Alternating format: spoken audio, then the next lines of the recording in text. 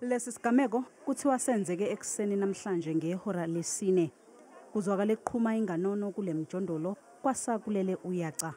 Okwamanje akucaca ukuthi lempi ibimayelana nani. This morning at approximately 5:30, Muizenberg Police responded to a shooting incident in Mountain Road. On the scene, they discovered 4 bodies of 4 men aged between 20 and 37, all with fatal gunshot wounds. Our anti-gang unit initiated an investigation and they are hard at work to gather clues in a bid to apprehend those responsible for the shooting incident. Amaphoyisa athi angeke eqinisekise ukuthi ingabe lokhu kuhlasela kuhlobene yini namaqembu emgulukudu. We're not ruling out the possibility that gangsterism is a motive. That's why the anti-gang unit detectives are pursuing the leads.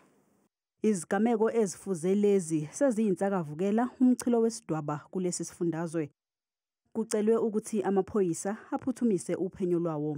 My appeal is really to SAPS to take this seriously. It's not going to blow over very quickly. This is unfortunately the start of something that is going to really escalate, and we need all services on the ground. This is urgent and this is serious.